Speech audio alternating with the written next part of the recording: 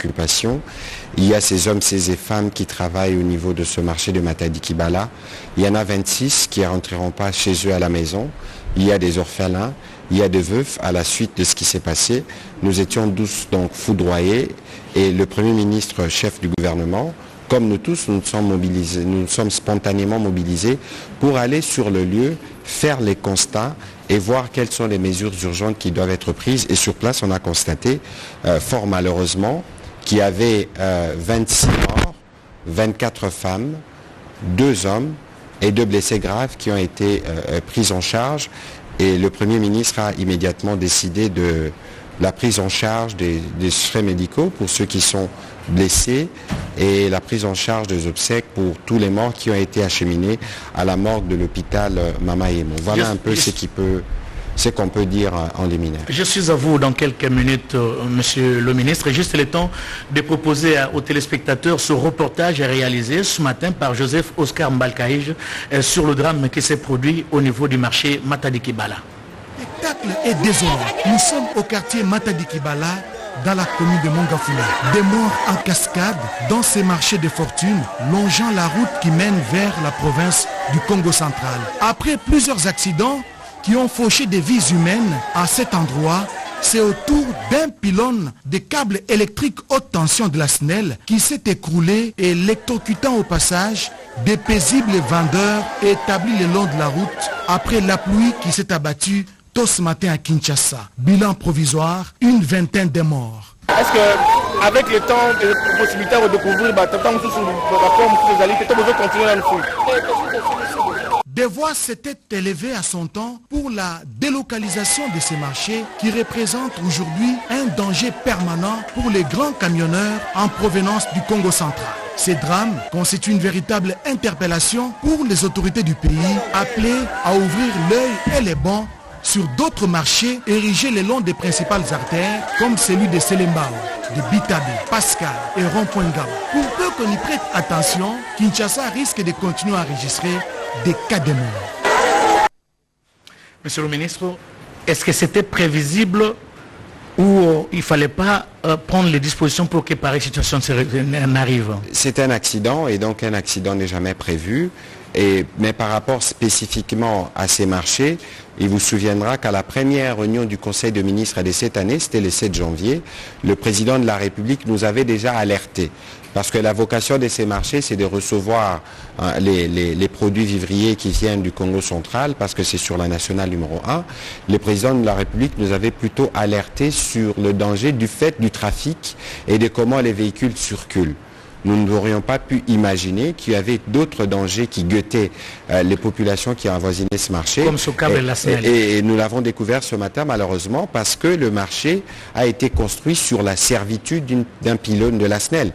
Ça veut dire lorsqu'il y a eu cette foudre qui a touché cette ligne de moyenne tension, le câble s'est fissuré, s'est sectionné pour utiliser les termes techniques et il est tombé sur la marée d'eau qui avait en plein marché. Et vous imaginez l'électrocution en série de toutes les mamans qui étaient là. C'est ce qui justifie d'ailleurs que sur les 26 morts, 24 sont des femmes. Les pauvres, elles y étaient pour chercher de quoi subvenir aux besoins de leur famille. Mais déjà, il était prévu dans le cadre du travail que le gouvernement fait sur la délocalisation de ce marché, une réunion. Cet après-midi, nous devions plancher sur ce qui doit être fait. Bon, malheureusement, cette triste coïncidence est arrivée.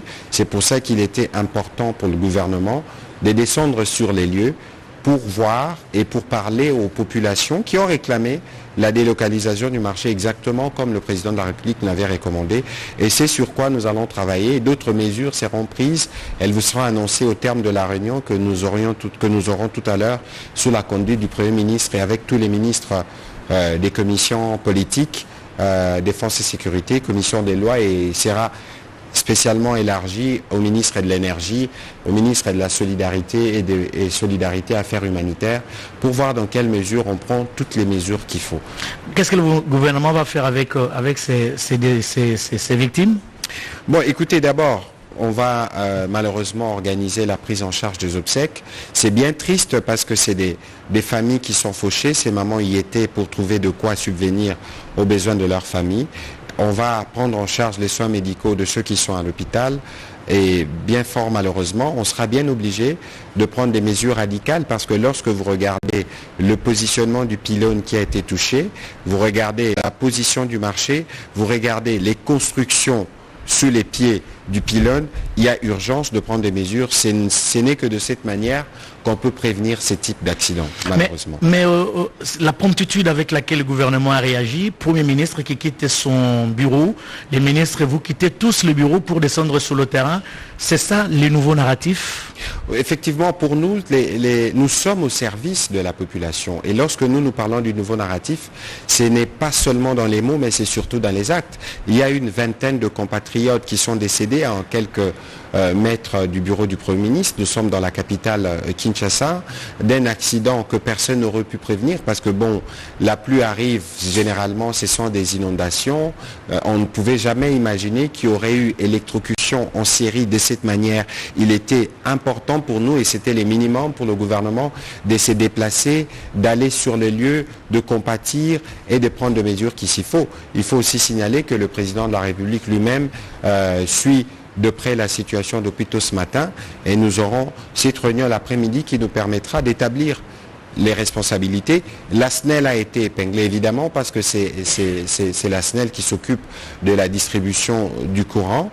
Il y a sûrement une responsabilité, mais d'autre part, il y a la responsabilité des citoyens qui sont engagés, qui est aussi engagée parce que lorsque vous construisez sous le pylône ou sous la servitude, qui est une zone interdite, voilà ce qui arrive. Fort malheureusement, c'est des cas qu'il y en a un peu partout dans la ville et pour prévenir, nous devons sévir pas seulement du côté de Matadi-Kibala, mais dans toutes les zones concernées par ces types des constructions, malheureusement. Monsieur le ministre, merci d'avoir répondu à notre invitation. C'est moi qui vous remercie pour la spontanéité et nous souhaitons que la télévision nationale continue. Vous n'êtes pas un média d'actualité continue, mais lorsqu'il surgit des situations de ce genre, vous devez être en mesure d'être réactif. Vous l'avez été, vous devez faire davantage. Merci, monsieur le ministre. Nous avions organisé justement un plateau spécial sur ce drame qui est intervenu ce matin au niveau du marché Matadi-Kibala. L'RTNC a mobilisé son personnel et sa logistique. Et tout à l'heure, nous allons encore poursuivre ce plateau spécial en recevant bien sûr le directeur provincial de la SNEL pour la ville-province de Kinshasa. Et nous vous laissons suivre ce journal avec Tétis Samba pour la présentation. Tétis Samba. Merci. Ce journal se poursuit donc direction la cité de Lansele. Cette cité dispose désormais des monuments en mémoire du feu Étienne Tshisekedi Mulumba. Cette œuvre a été dévoilée par le président de la République, Félix-Antoine Tshisekedi Tshilombo, lors de la célébration du 5e anniversaire du décès du Sphinx de Limete, appelé affectueusement Yatiti. Reportage. Cela fait exactement 5 ans, jour pour jour, que le docteur Étienne Tshisekedi Mulumba, d'heureuse mémoire, quittait la terre de nos ancêtres à 80 ans des suites d'une embolie pulmonaire. Ce fut le 1er février 2017 à l'hôpital Sainte-Catherine de Bruxelles pour honorer la mémoire du Sphinx de Limete, reconnu comme le père de la démocratie en République démocratique du Congo. Les Congolais, militants et combattants du parti présidentiel se sont mobilisés pour lui rendre hommage à son mausolée construit dans la commune de Lansele. J'ai dit que son combat a abouti. C'est d'abord quelqu'un qui a lutté contre la dictature, contre la dégradation de la personne humaine. Et lui, depuis cela fait pendant 30 ans de son vivant, Pékéon, Tshisekedi a semé la graine. Maintenant, il nous appartient de l'arroser, de la nourrir, de l'entretenir, de la protéger. Son fils, sur tous les plans, biologiques, politiques, qui soit aux commandes du pays. Et c'est un combat, parce que les habitudes ont la peau dure. Et pour pouvoir arriver à bout des mauvaises habitudes, des antivaleurs auxquelles Tshisekedi a dit un non et un non catégorique et ferme, eh bien, nous continuons à nous battre pour que ces antivaleurs disparaissent dans la pratique politique de notre pays. Le président de la République, Félix-Antoine Tshisekedi Tshilombo, fils biologique d'Étienne Tshisekedi Mulumba, est venu personnellement sur les sites. Il est accueilli par le chef de la maison civile. Après quelques minutes de recueillement, il a déposé une gerbe de fleurs et a procédé au dévoilement d'un imposant monument de cette icône de la scène politique congolaise, Étienne Tshisekedi Wamulumba, en présence de quelques autorités politico-administratives. C'est un monument de 2 tonnes, 8 mètres et demi de hauteur, 2 mètres et demi de largeur, assemblage d'acier et de résine sur base de tôle strélis, une couche de zinc et patine cellulosique pour la protection de l'œuvre contre les intempéries et pour une longue durée de vie. Une photo des filles et fils Tshisekedi devant le monument du feu Étienne Tshisekedi a sanctionné cette sobre cérémonie.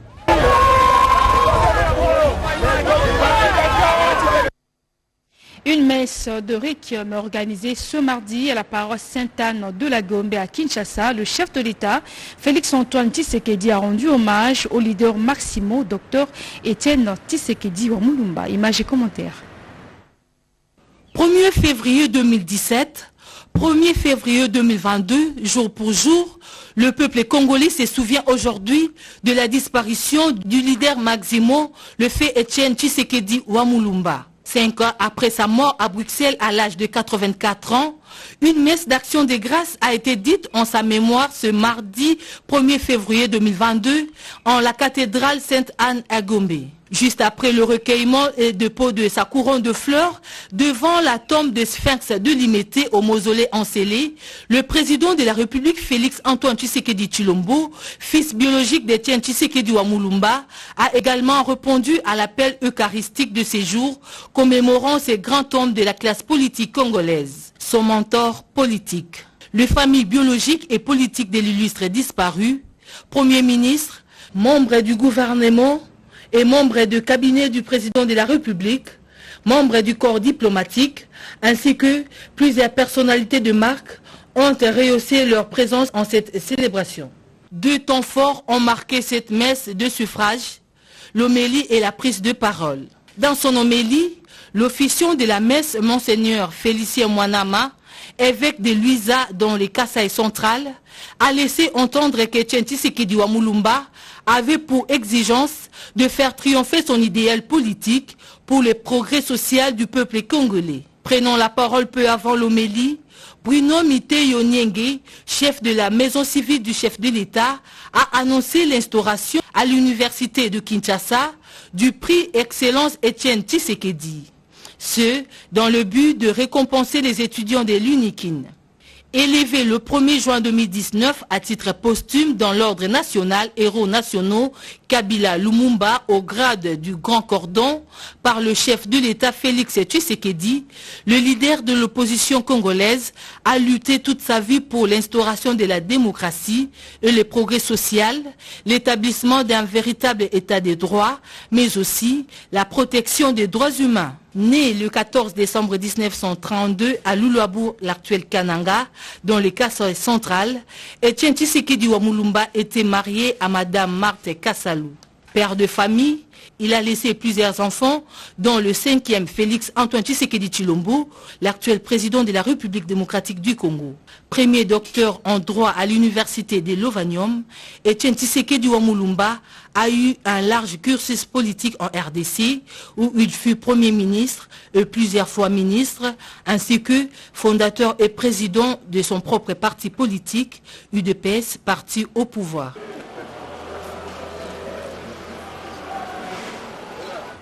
Reste toujours dans ce chapitre 5 ans, donc après le décès d'Étienne Tshisekedi Wamulumba, son combat politique continue d'inspirer les Congolais. L'un de ses disciples, la personne du gouverneur intérimaire du Maniema, Afari Idrissa Mangala, est resté fidèle à l'UDPS. Rodépanda.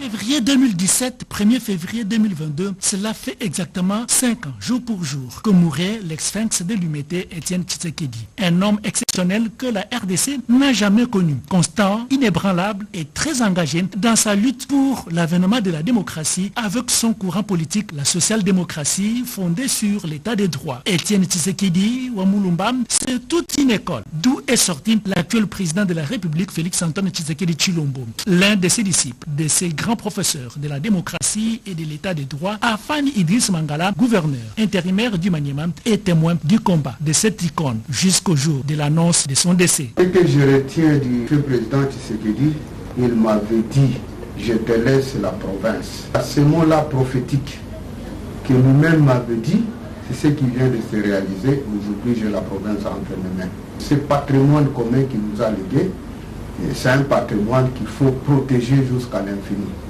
Quand vous êtes constant dans la lutte, vous arriverez à une vraie victoire.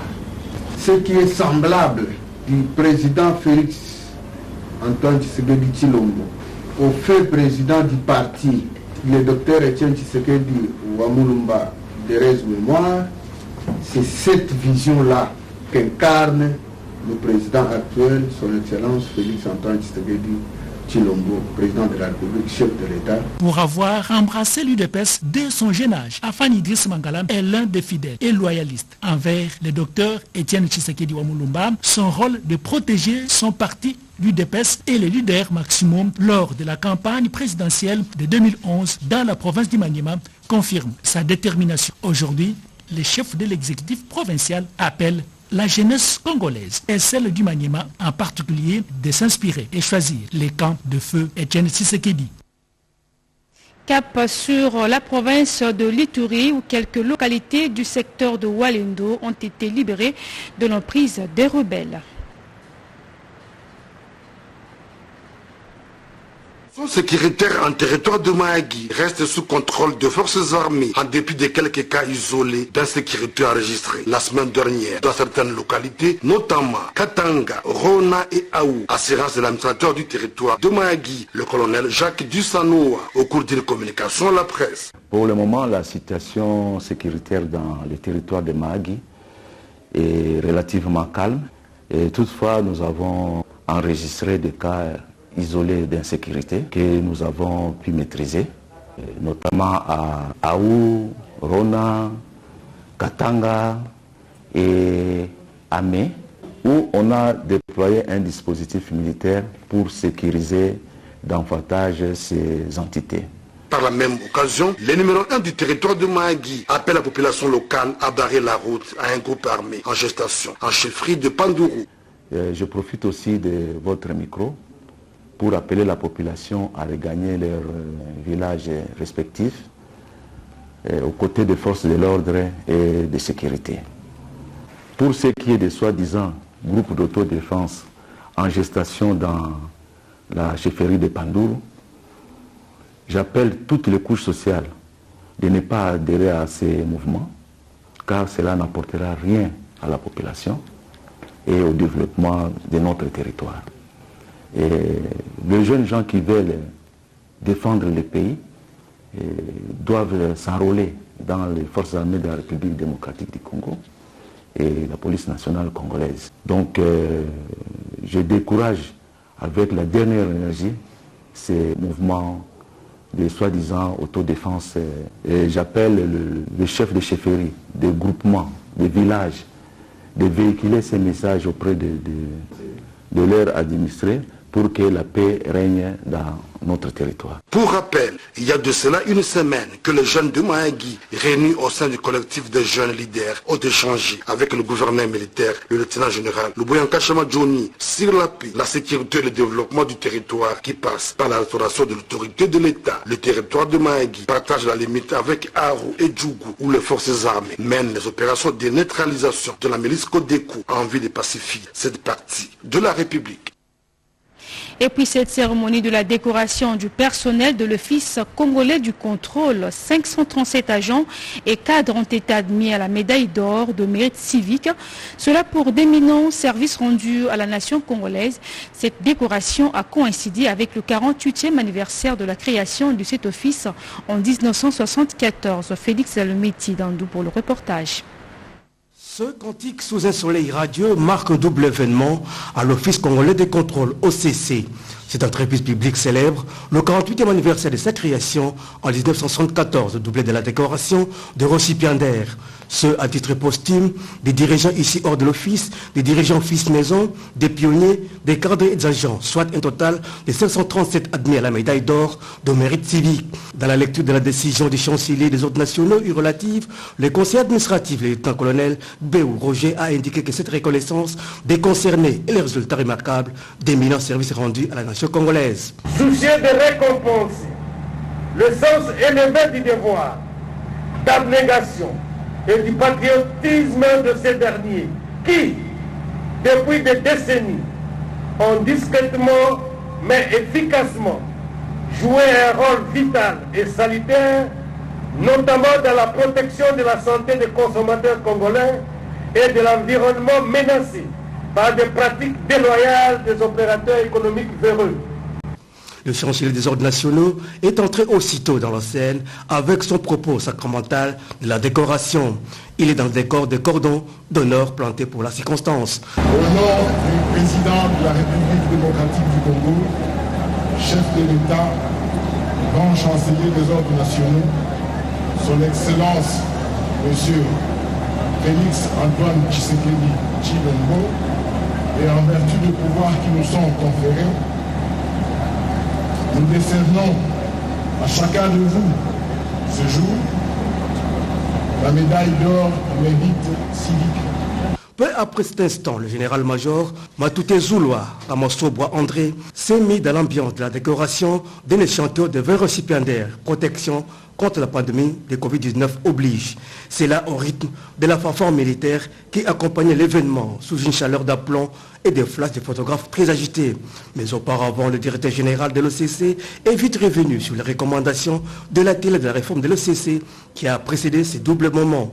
Selon Gabi Lubiba Mampouya, la gestion actualisée de son entreprise répond désormais sur la promotion de la bonne gouvernance et de l'éthique, l'initiation à l'audit organisationnel et structurel, le développement planifié des compétences et l'engagement de l'Office dans la numérisation intégrale de ses opérations. La manifestation a commencé par la prière de consécration à l'Éternel, Dieu Tout-Puissant, faite par le pasteur Josué. En rapport justement avec cette cérémonie, quelques autorités ont réagi au micro de la RTNC. L'OCC, c'est un partenaire privilégié pour la RTNC et en tant qu'établissement public et nous aussi, je crois que nous sommes tout à fait ensemble et surtout que, vous le savez, ils animent des émissions, nous leur permettons de faire connaître leurs services et pour la RTNC, c'est un honneur d'être ici, marquer notre présence, c'est 48 ans d'âge, c'est pas rien. 48 ans d'âge, c'est vraiment un parcours élogieux. Nous avons été vraiment tout petits à assister à la naissance de l'OCC. Personnellement, j'étais à Kisangani quand l'OCC est né. Comprenez que à cette époque, j'avais même des amis qui y travaillaient. Donc, nous sommes très liés à l'OCC. Et la RTNC restera toujours à côté de l'OCC parce que nous sommes ensemble. Nous sommes les filles de père et de la même mère et nous sommes obligés de nous entraider, de nous assister mutuellement. Je suis très heureux pour eux, surtout pour lui, parce que c'est un heureux événement et c'est une manifestation grandiose et surtout avec ces décorations, ça nous inspire tous et tout est à son honneur. Maintenant, cette manifestation a plusieurs connotations. D'abord, c'est 48 ans d'âge, 48 ans de création de l'office. Il faudrait aussi savoir qu'on devait également décorer, c'est-à-dire encourager ceux qui ont fait plus de 30 ans, mais pas seulement ceux qui ont fait plus de 30 ans, mais il y a également d'autres agences et cadres qui ont passé un temps, 10 ans, 5 ans, avec beaucoup d'innovation, de bon travail, ceux qui n'ont jamais été sanctionnés. Donc ces gens-là, nous avions pensé que c'était le moment de les encourager, afin que les autres puissent voir que l'Office congolais, c'est leur maman, leur papa, c'est là où ils vivent et ils peuvent faire aussi mieux pour que tout le monde aille de l'avant. En fait, mes impressions sont très bonnes du fait qu'au jour d'aujourd'hui, malgré la traversée du désert que l'Office a connu, voici, nous sommes arrivés un jour merveilleux sous la gestion de notre ami, de notre frère, de notre directeur général Gabi Lubiba Mampouya, que nous puissions connaître cet avènement qui nous fait oublier toutes les années de misère, toutes les années de durs combats que nous avions menés ici. Les nouvelles de la Commission électorale nationale indépendante, cette institution d'appui à la démocratie dévoile sa feuille de route du processus électoral 2021-2026 ce jeudi 3 février. Plusieurs autorités et personnalités du pays, des ambassadeurs et corps constitués des partenaires techniques et financiers, des organisations de la société civile et plusieurs autres acteurs au processus électoral sont conviés à cette cérémonie qui va se dérouler au siège de la Commission électorale nationale indépendante. Également dans l'actualité transforme, ce projet de la Banque mondiale fait suite de l'extension du projet d'appui au développement des micro et moyennes entreprises dans d'autres villes de la République démocratique du Congo. La Banque mondiale et le gouvernement congolais à travers le ministère de l'entrepreneuriat ont eu une réunion sur l'étude de ce projet avant sa mise en œuvre. Mireille Ndeke pour le reportage.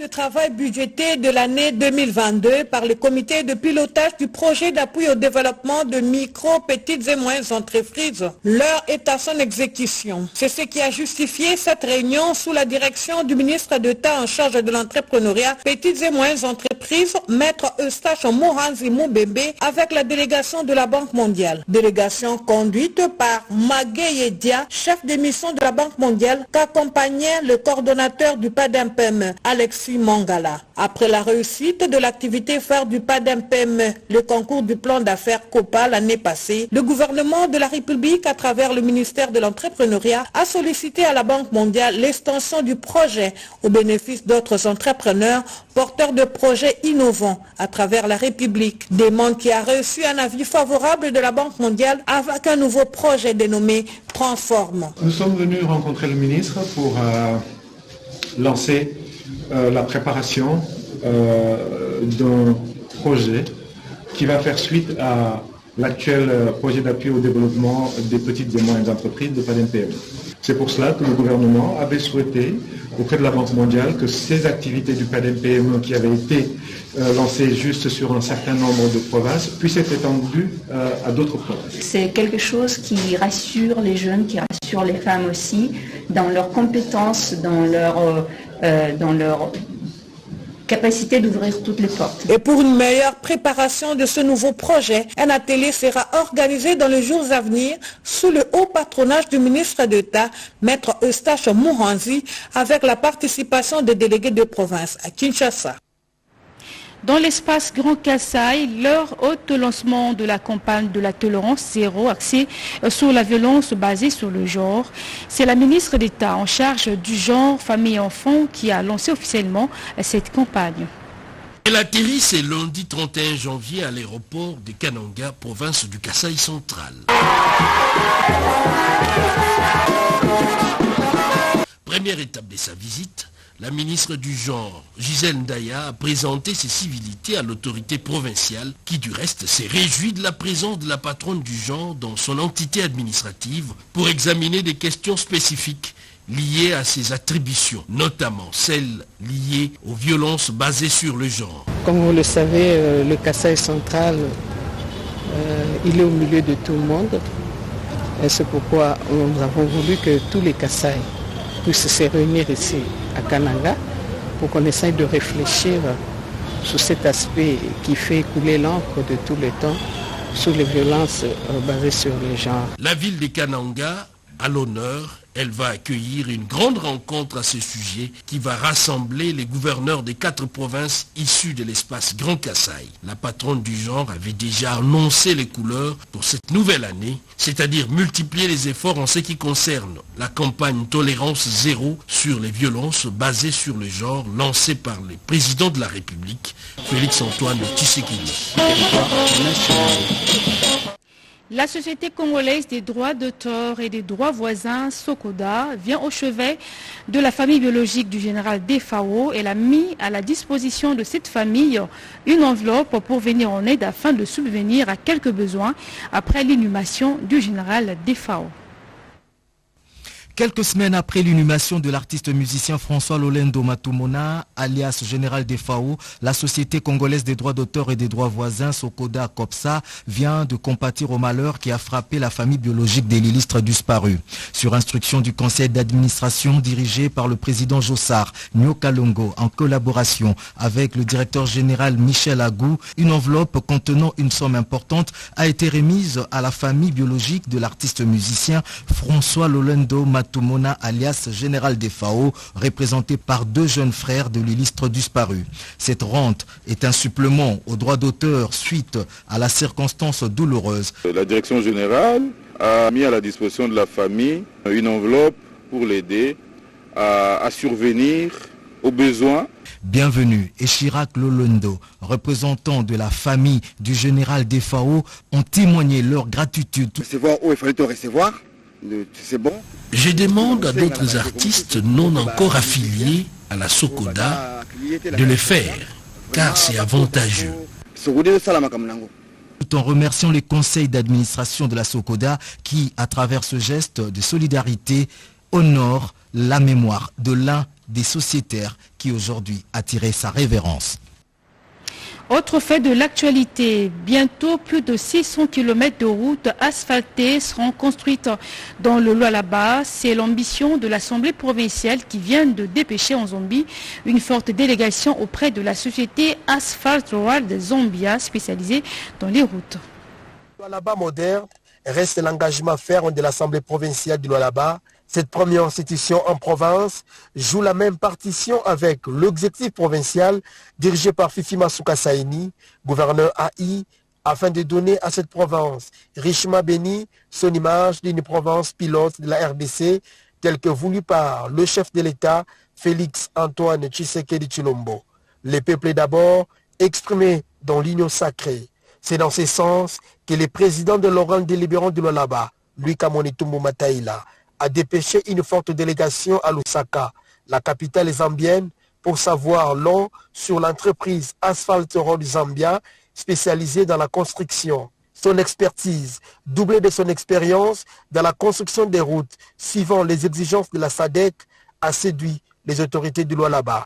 La délégation composée de l'honorable Roy Kaumba, questeur de l'Assemblée provinciale du Lualaba, de l'honorable Edmond Bazambang, et du directeur de cabinet de l'honorable président Vould Moussevu a visité l'arsenal technique de Asphalt Road Zambia à Lusaka et à Kabwe. Souhait reste demeure pour que cette entreprise Asphalt Road Zambia, qui a prouvé sa grandeur dans plusieurs pays de la région, vienne imprimer sa technologie au Lualaba.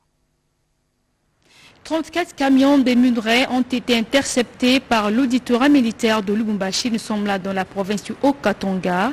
Plus de détails dans ce reportage. Supérieur près la cour militaire du Grand Katanga a mis la main sur une trentaine de camions transportant illicitement les minéraux sur plein de la société concessionnaire attitrée. Ces minéraux ont été extraits par extorsion par un groupe de policiers dans la carrière Changoroué à une quinzaine de kilomètres de Kombov. Ils s'y sont attelés Manu Militari après avoir chassé les partenaires ayant signé un contrat en bonne et due forme, comme le confirment ces 2 témoins de ces incidents. Ils sont venus armés à l'entrée du village. Ils ont tiré plus de 5 balles, ils ont maltraité les travailleurs congolais et ne l'ont pas ligoté, mais ils l'ont fait pour les Chinois. Ceux qui sont venus étaient en tenue et ont exploité avec une pelle. Je suis trésor, je travaille dans les mines. Vers 18h juste, on a entendu plusieurs coups de balles et on a vu une jeep blanche pleine de policiers. Ils ont arrêté les Chinois et les ont tracassés, ils ont amené tout ce qu'ils avaient. Ici est de signaler qu'en date du 27 janvier, ces mêmes hommes ont poursuivi le convoi dirigé par le colonel Amissi des FARDC, gardien constitué du dossier, sur la route Kombov-Likasi, afin d'empêcher ces camions d'atteindre Lubumbashi, précisément à l'auditorat. Après intervention énergétique de cette dernière, 24 sur les 34 camions ont été récupérés. L'auditeur supérieur Lito Goro met en garde à cette occasion M. Gabi qui distille des fausses allégations sur les réseaux sociaux, cherchant à ternir l'image des autorités de la place en les impliquant dans les trafics de minéraux. Cette nouvelle vision du numéro 1 de l'auditorat militaire Lito Goro redonne la confiance aux Katangais qui investissent dans les mines. Parlons à présent de cette visite d'inspection effectuée par les experts du gouvernorat du Nord Kivu, des travaux de réhabilitation de la route Sake-Massidi-Walikale, travaux financés par le gouvernement provincial. Après le relancement par le gouverneur militaire du Nord Kivu, les travaux de réouverture de la route Sake-Massidi-Walikale évoluent bien sur le terrain. Le constat a été fait par les émissaires du gouvernement provincial du Nord Kivu qui ont séjourné dans la région depuis la semaine dernière et jusqu'à ce lundi 31 janvier 2022. Conduite par les coordonnateurs ad intérim du bureau d'études au cabinet du gouverneur, l'ingénieur Pacifique Pataouli, la délégation a procédé à évaluer l'état d'avancement et la qualité des travaux qu'exécutent les 3 entreprises engagées sur cette voie publique d'importance capitale pour l'économie de cette province. Ces experts du gouvernement n'ont négligé aucun détail sur ce que font les entreprises Prémidis, BMB et Simba Komayombi Construction, engagées respectivement sur les tronçons Sake Kachebere, Kachebere Kiboua et Kiboua Walikale, où les engins appropriés sont à pied d'œuvre. Les usagers de cette route se réjouissent des travaux déjà en cours et souhaitent voir la route carrossable le plus tôt possible. À l'issue de cette descente, les coordonnateurs ad intérim du bureau d'études au cabinet du gouverneur, l'ingénieur Pacifique Pataouli, s'est dit satisfait du travail abattu. Il a appelé les 3 entreprises précitées à conjuguer plus d'efforts pour que vers fin mars prochain, les véhicules quittent Goma pour Walikale et vice-versa, tel que voulu par le gouverneur militaire Constant Dim. Idem pour les responsables des services techniques de l'État, en l'occurrence le directeur provincial de l'Office des routes ad intérim, l'ingénieur Papi Minga et le chef de la division provinciale des travaux publics et infrastructures, l'ingénieur Serge Sanvoura. Quant aux représentants des entreprises Prémidis, BMB et Komayombi Construction, ils promettent de s'acquitter de leurs tâches dans les délais, c'est-à-dire d'ici à juin prochain. Faisant d'une pierre 2 coups, ces experts du gouvernement provincial se sont aussi rendus à Broubaya pour s'imprégner de l'évolution du pont Kachiembe en cours de construction. Là aussi, le constat était agréable car l'entreprise Sogetrap a promis de tout finir d'ici à 1 mois. Rappelons que toutes ces infrastructures sont financées par le gouvernement provincial du Nord Kivu. Désormais, les activités doctorales seront organisées sous la supervision du comité de gestion à travers le secrétariat général à la recherche. Et c'est l'une des retombées des recommandations des États généraux de l'enseignement supérieur universitaire. On en parle avec Rodé Panda. Assistants, chefs de travaux, professeurs, doyens des facultés et chercheurs, tous étaient réunis dans cette salle archicombe pour une cause qui les intéresse. La session de formation doctorale durera 2 jours. Ces propriétaires des intelligences vont discuter sur l'organisation et le fonctionnement des activités doctorales. Le professeur Dr Jean-Marie Kayembe, recteur de l'UNIKIN, a fait savoir que cette date du 1er février est symbolique pour l'ouverture de l'école doctorale qui apporte des outils modernes dans la formation et la spécialisation doctorale de futurs enseignants d'université. L'absence du classement des universités parmi les universités africaines était aussi la préoccupation du professeur Dr Jean-Marie Kayembe. L'économie de cette première journée des échanges était réservée au professeur Michel Bissa. Depuis l'avènement du nouveau comité de gestion piloté par Jean-Marie Kayembe, ancien doyen de médecine, nous avons vu un certain nombre de points au niveau de l'opérationnalisation des résolutions des États généraux de l'enseignement supérieur et universitaire. Vous savez que le ministre de tutelle, son Excellence Moïndo Zangui, a décidé que les universités en République démocratique du Congo puissent basculer vers non seulement les LMD, mais également vers une formation de haut niveau dans les écoles doctorales. Le souci, c'est l'approche down-top. Nous sommes contre l'approche top-down, de prendre des idées d'en haut pour imposer à la base. Il y a eu un travail qui était fait par des experts. Maintenant, le professeur Chimpi Antoine, secrétaire général de la recherche, a souhaité que la communauté enrichisse ce travail. La communauté a donné ses inputs, ses idées. Notez, la 2e journée tournera autour de la performance scientifique, le contrat et les objectifs pour l'exercice 2021-2022. Et c'est la fin de cette édition. Merci de l'avoir suivi. Prochain rendez-vous avec l'actualité sur nos antennes, c'est à 18h30. D'ici là, prenez soin de vous et à la prochaine.